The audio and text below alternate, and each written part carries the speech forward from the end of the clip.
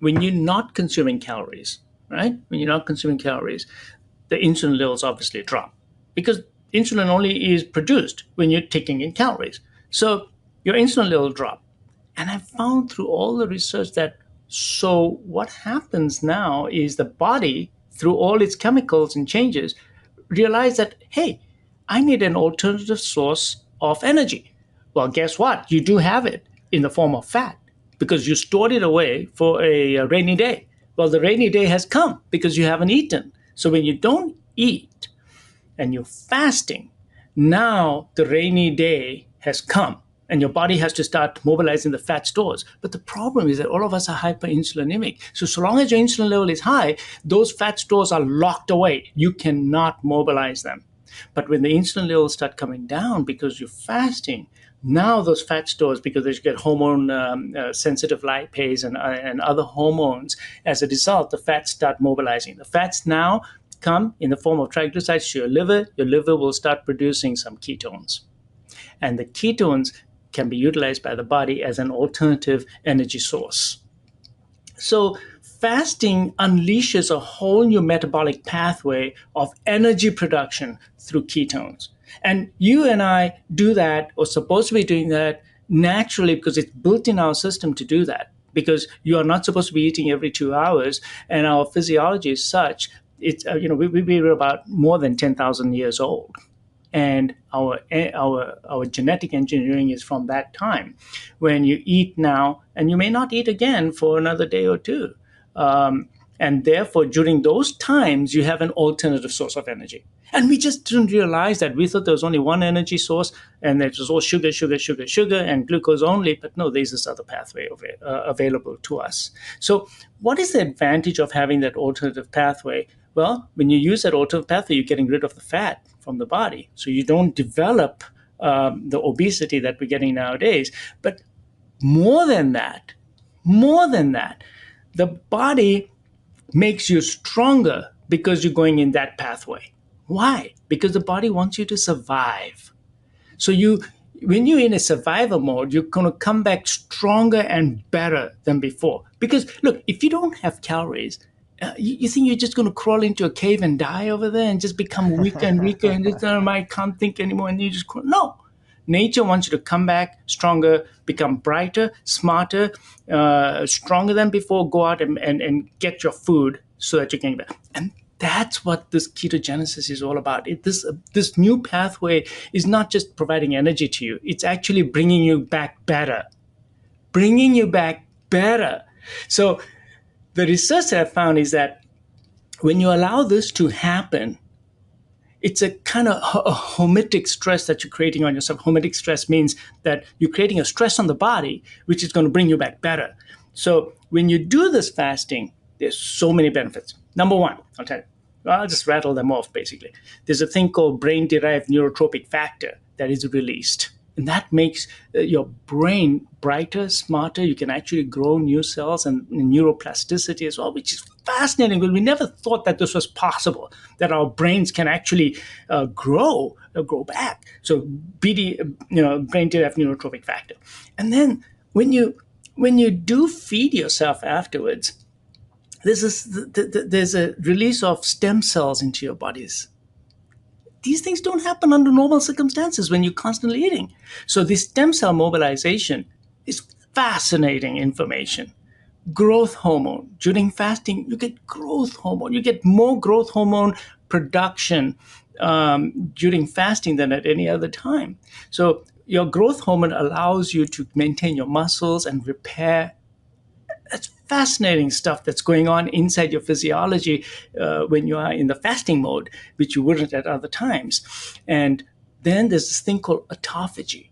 And I know that a lot of people are talking about autophagy, and you know all about autophagy, but for the audience, I'm just going to tell them that, look, when you're running out of fuel and substances not coming in, you're going to take all your intracellular redundant parts of your cells and say, you know what? I'm just going to use these for energy because I need energy, right? So under the circumstances of fasting and some ketone production, You're going to take your intracellular organelles that are redundant, and you're going to basically package them into lysosomes and basically export them out of the cell so that the body can utilize them. Now, what you've just done is you've cleaned up your intracellular debris, as it were. And same thing with old mitochondria. You're going to get rid of your old mitochondria because the body is now saying, you know what, I'm out of fuel here in the house. My fire is getting down. Well, there's this old piece of furniture. I'm going to burn this old piece of furniture. That's what it's doing. It's getting rid of redundant furniture. It's going to. Now, when you feed yourself again, those parts are going to be replaced.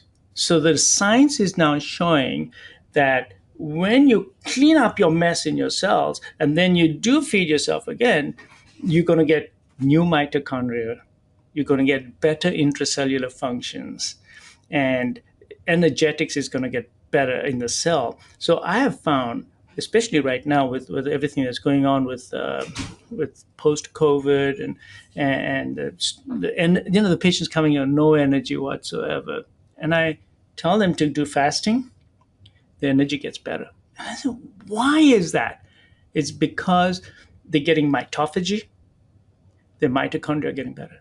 They're getting new, better mitochondria. So the fasting process is not just about losing weight.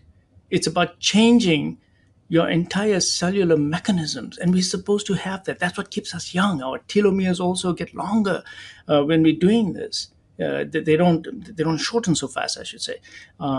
So there are so many biochemical changes, Drew. It's crazy that we didn't take advantage of this pathway before.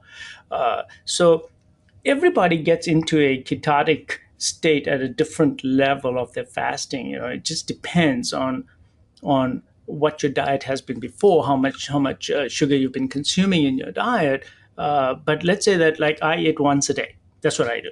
So for me to get into ketogenesis is very easily. I start spilling some ketones very quickly. By about 16 hours, I'm already got some ketones in my urine. So I know that I'm in that pathway. Others may take them a little bit longer, but then slowly it becomes shorter and shorter and shorter. So you start producing some. So what I'm saying is that you need this metabolic flexibility to become healthier, and to heal some of the bad things that have happened as a result of our lifestyle and diet. So fasting has, to me, as you said in the beginning, as a cardiologist, I realized that when you first start your fasting, you're going to get rid of your addictions.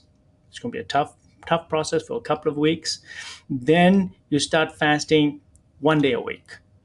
Skip one meal a day, maybe for 3-4 days, and then skip 2 meals a day for the next week or 2 weeks, so that your body's getting used to it. Look, I didn't die. Nothing happened.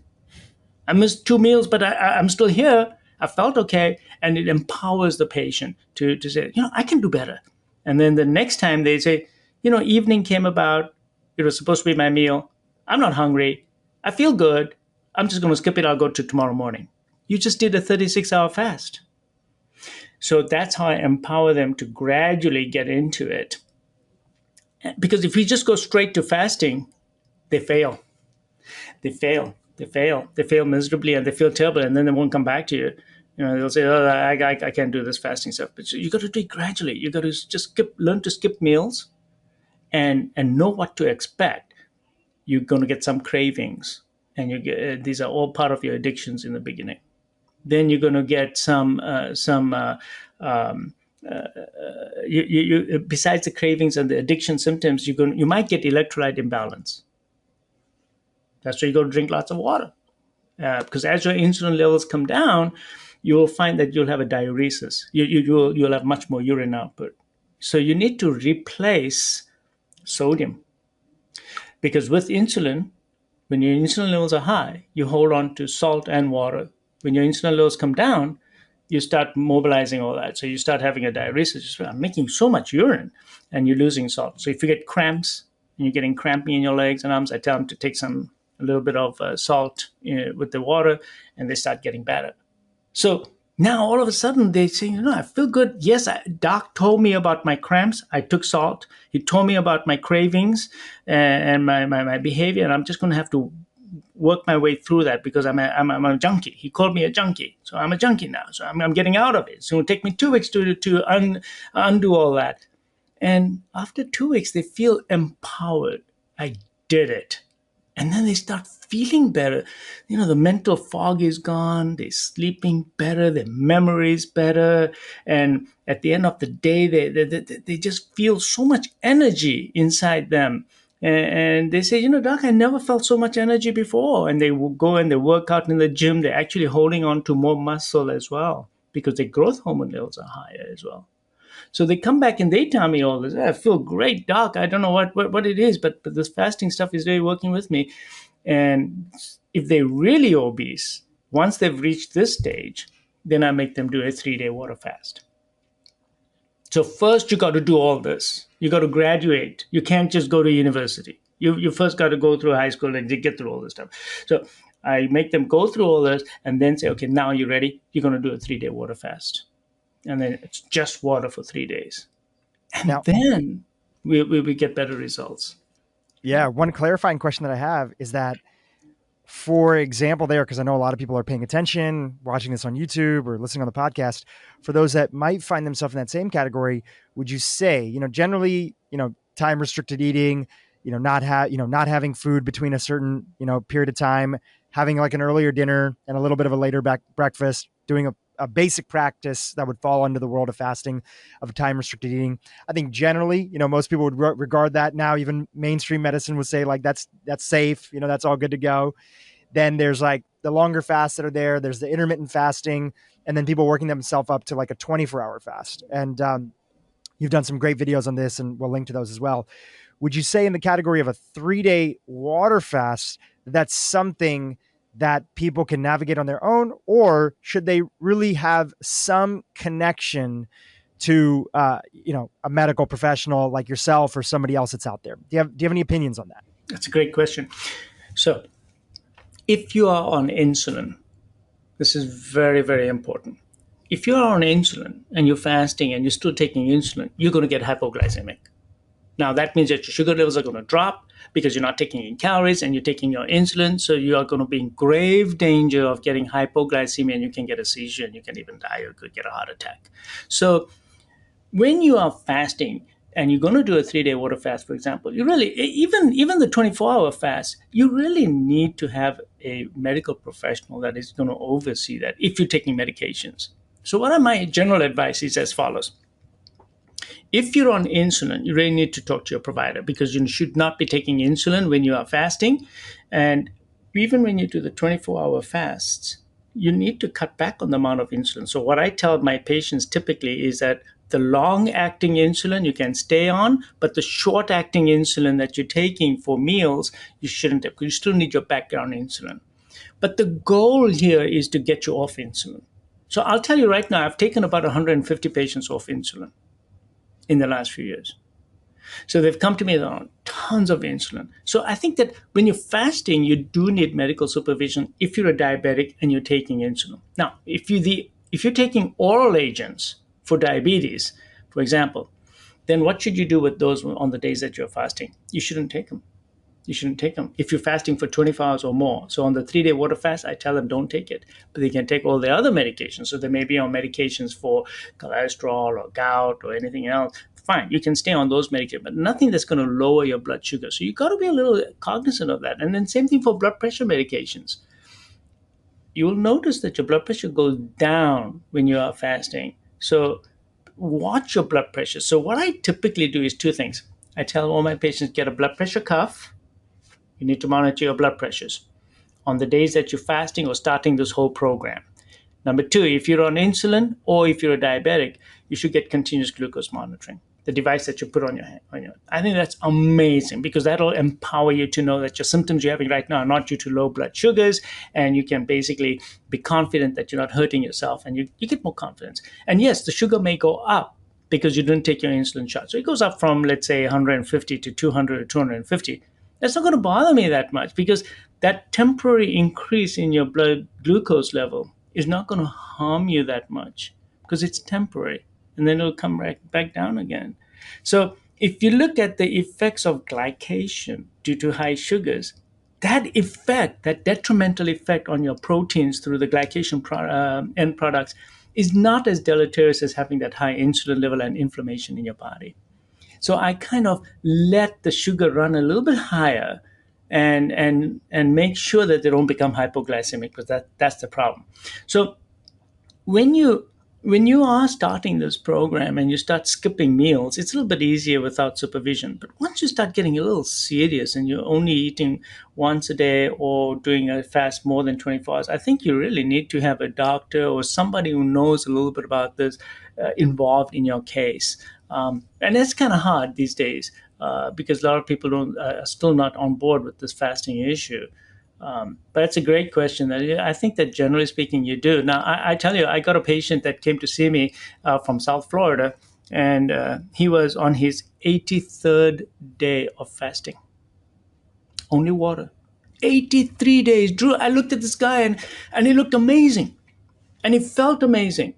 And he didn't have all that skin, all over his face and under his arms and everything else.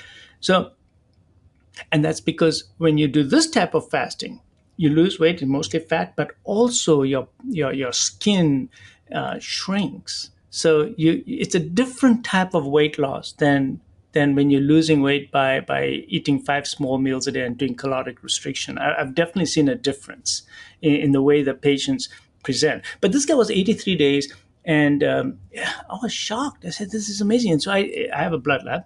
Immediately did his electrolytes in the office. Normal. Wow. CBC, normal.